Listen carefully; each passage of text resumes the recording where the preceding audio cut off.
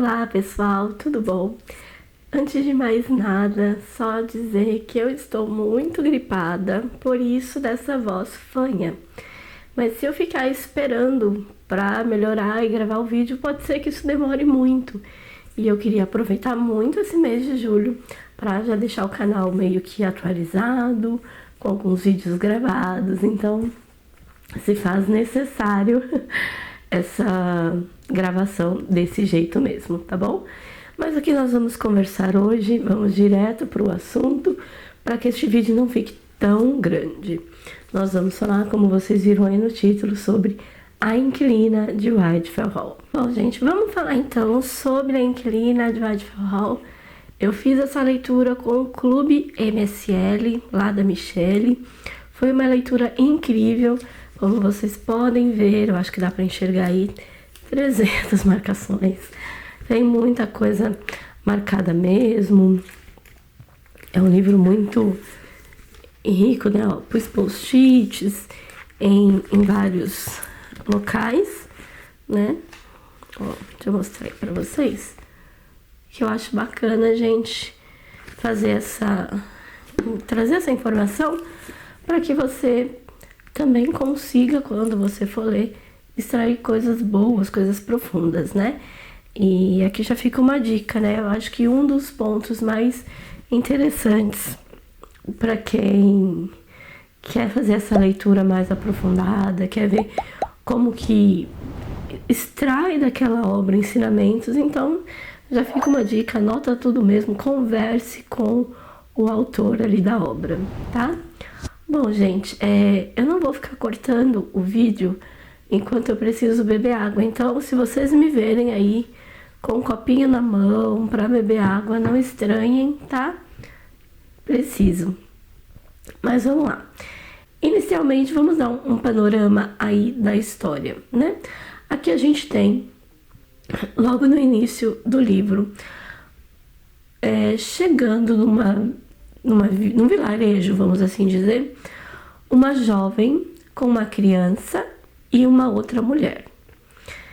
Surge ali alguns burburinhos, obviamente, né? Pensa você um ambiente pequeno, tudo mais, então as pessoas já ficam curiosas para saber quem é.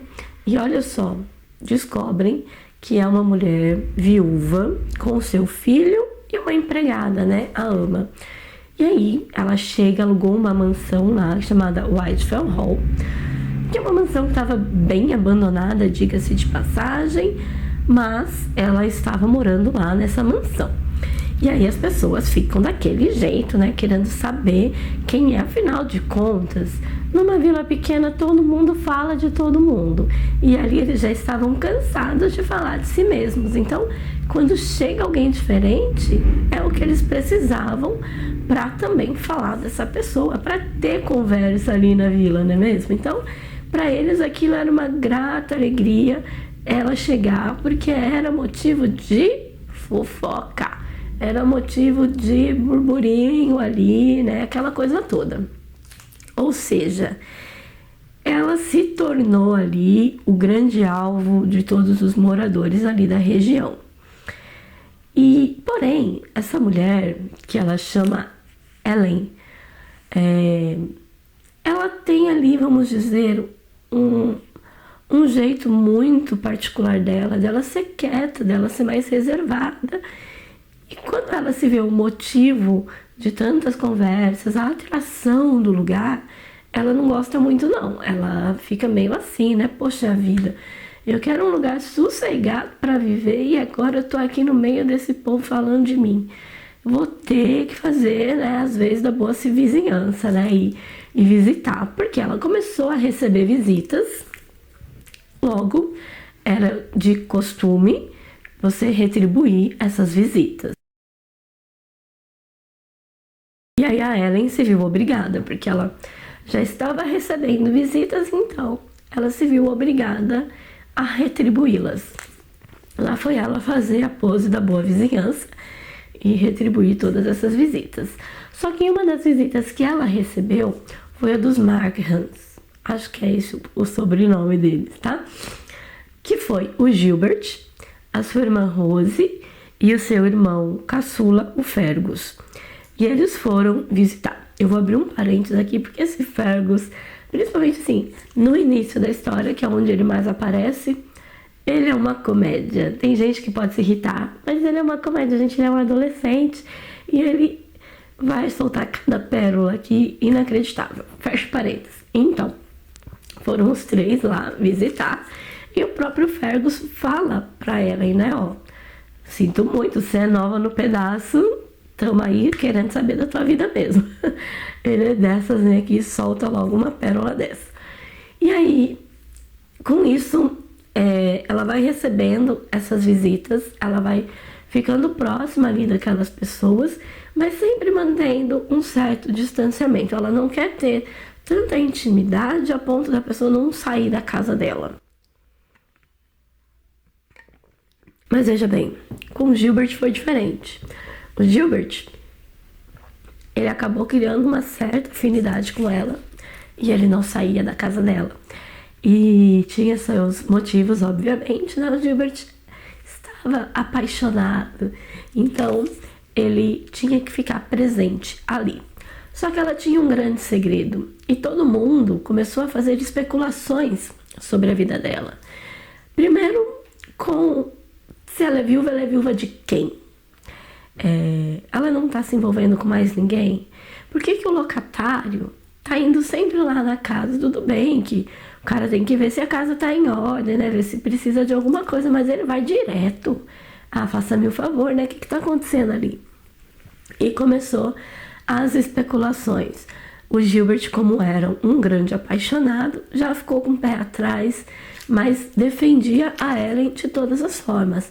Até que um dia ele ouviu uma conversinha dela com o tal do locatário e ele acabou deduzindo coisas, né? Não perguntou, simplesmente deduziu.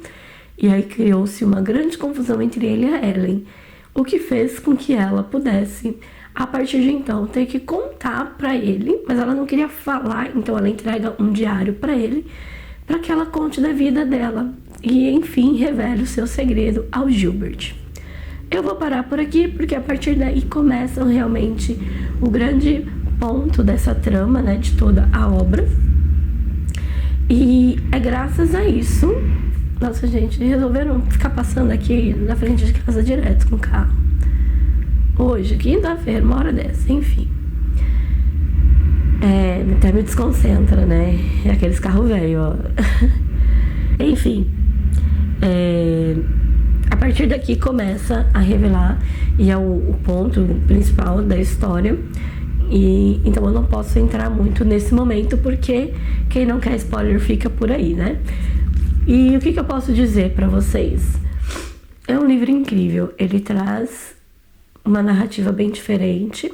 Então a gente tem aqui um romance epistolar, né, escrito por cartas, que a gente começa com o Gilbert escrevendo essa carta, e no meio dessa carta que ele está escrevendo para um amigo, no meio dessa carta ele coloca os diários da Ellen, para que o amigo saiba tudo que aconteceu com a Ellen, né? Então para ele não escrever, ó, tô te enviando aí o diário, você lê também. E aí depois ele encerra com a carta novamente. E o que é interessante aqui, essa troca de narradores. A primeiro momento a gente tem o Gilbert narrando, que ele está escrevendo a carta. Só que quando entra a parte do diário, pula do Gilbert e vai para a Ellen. E ela começa a narrar através do seu diário. E aí depois volta para o Gilbert, finalizando a carta. Isso é bem bacana e isso faz uma alusão bem legal. Outro ponto que eu quero deixar bem claro aqui, antes da gente entrar nos spoilers, que eu acho que é interessante da gente conhecer. Eu vi isso lá no clube, na aula, e eu quero compartilhar com vocês. Aqui nós temos dois grandes locais, que é Whitefell Hall e Grisdale. Whitefell Hall é onde a Ellen passa a morar, né, num dado momento. Quando ela chega lá na cidade, que ela vira o centro das atenções, então ela tá chegando em Whitefell Hall. Só que antes disso ela morava onde? Em Grisdale. E aí que tá o X da questão. No norte da Inglaterra, o fio de Whitefell Hall, ele significa colina. O que é uma colina? É aquele lugar aberto, amplo, que traz uma plenitude, uma liberdade, né? Você consegue vislumbrar as maravilhas, você tem um acesso, um panorama legal de tudo, bem gostoso. Já o Dale, de Grisdale, ele significa vale, lá no norte da Inglaterra.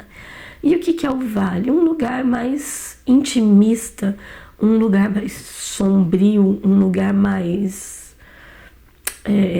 como eu posso dizer?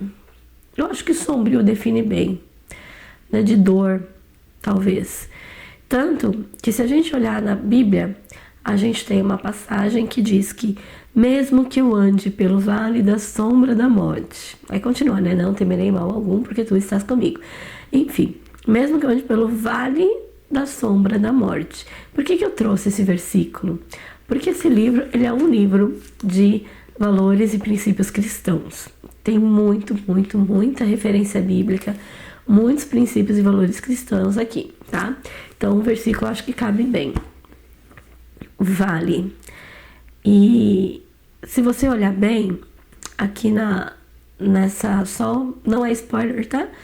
Mas para você entender que quando ela morava em Grisdale, a Ellen vivia esse vale, ela vivia no vale, numa sombra, num lugar opressor, intimista, num lugar de dor. E quando ela passa aí para Whitefell Hall, ela vai para essa colina, que é onde ela tem a liberdade. Sabe quando você está ali parado, você sente o vento assim vindo, aquela paz, sabe, a sensação de um lugar amplo, de plenitude mesmo. E é o que a Ellen passa a viver ali no Whitefell Hall, tá? Então eu achei interessante trazer esses dois aspectos aí do nome, de onde ela morava e de onde ela passa a morar depois, tá bom? É um livro, como eu falei, com princípios e valores cristãos, então ele tem aqui uma abordagem incrível, ele é rico nesses ensinamentos, tá bom? De lição que eu posso deixar para quem aí não quer os spoilers, é para que você veja realmente que às vezes a gente precisa tomar certas decisões que aos olhos dos outros elas são incompreensíveis, né? Por que você está fazendo isso, Fabiola? Não precisa, larga a mão de ser besta. Mas você entende o porquê. Para você aquilo é relevante.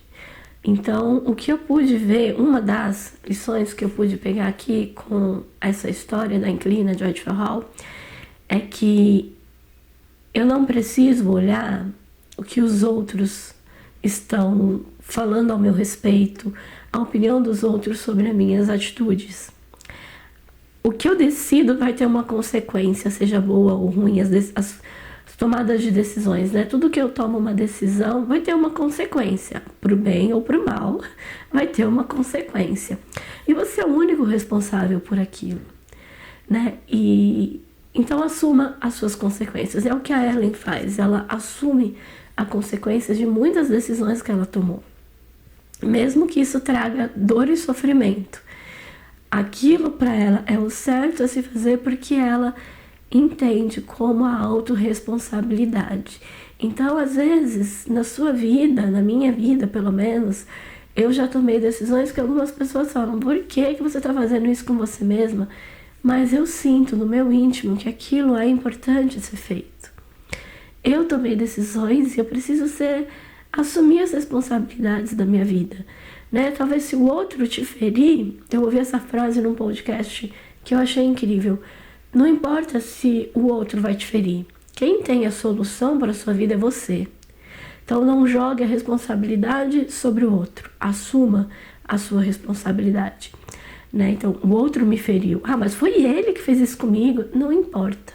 Quem tem a solução da minha vida, quem vai definir o andamento da minha vida sou eu. Então eu vou assumir essa responsabilidade, assumir a bronca, né? E é o que a Ellen faz. Por mais que outras pessoas tenham a ferido, ela que está no controle da vida dela e ela é cristã. Ela entende que as decisões delas devem ser tomadas de acordo com os princípios cristãos. E é o que ela faz, independente do que as pessoas pensem.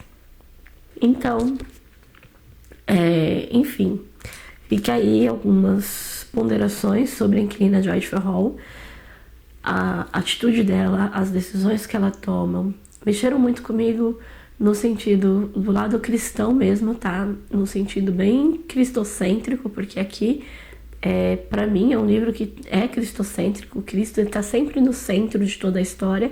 Ela sempre recorre a Deus, né? Então, para mim, ele tá no centro de toda a premissa aqui. E como a Anne Brontë das Irmãs era a mais realmente ligada à religião, a Deus, né? Aos princípios cristãos, não é de se estranhar que o livro dela é o que mais tenha realmente esses princípios e valores cristãos. Enfim, você já leu? O que você achou? Deixa aí nos comentários. A gente conversa um pouco mais aqui no bate-papo aí, né? Nos comentários, tá bom? Eu fico por aqui e a gente se vê no próximo vídeo aí. Tchau, tchau!